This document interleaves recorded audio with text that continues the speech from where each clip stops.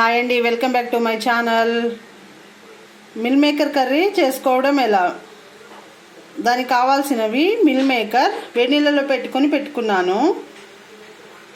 టమాటా puree, టమాటా ఉల్లిపాయ రెండు కలిపి ప్యూరీ చేసుకున్నానండి. అల్లం వెల్లుల్లి పేస్ట్. స్టవ్ వెలిగించుకొని బాండి పెట్టి ఒక పావు ఆయిల్ వేసుకోవాలండి. అందులో ఒక దాల్చిన చెక్క, 2 ఇలాచీలు వేసుకోవాలి.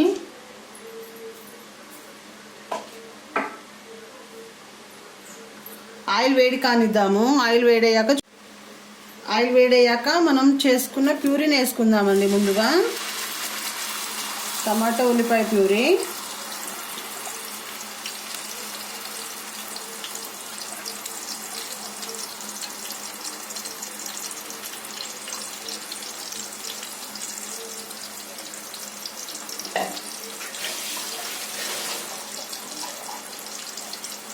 ఇందులో ఒక పావు టీ స్పూన్ అల్లం వెల్లుల్లి పేస్ట్,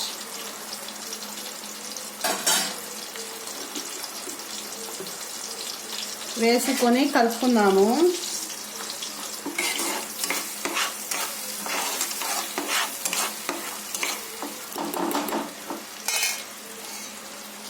ఇందులోనే సాల్ట్, సరిపడా సాల్ట్, ఒక 1.5 స్పూన్ సాల్ట్, పావు టీ స్పూన్ పసుపు,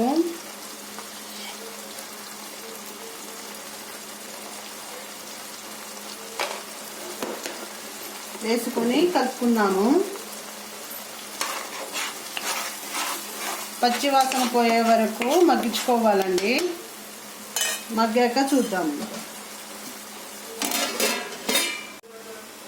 మూత తీసి చూద్దాము.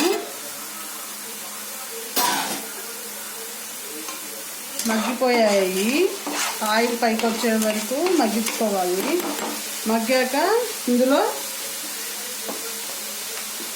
కారం, సరిపడా కారం, ఒక 2 టేబుల్ స్పూన్ల కారం, వేయించుకున్న ధనియాల పొడి 1/2 స్పూన్,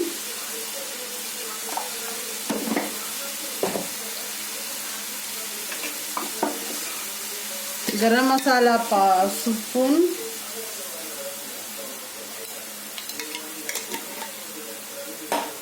వేసుకొని కలుపుకోవాలి.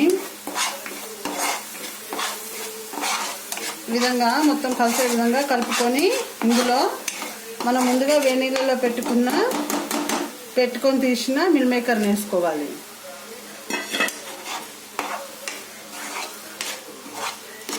అంతేనండి, చాలా సింపుల్గా, టేస్టీగా. నాన్ వెజ్ తినని వాళ్ళకు కూడా నాన్ వెజ్ తిన్నంత ఫీలింగ్ వస్తుందండి. అంత బాగుంటుంది. మగ్గనిద్దాం 5 మినిట్స్.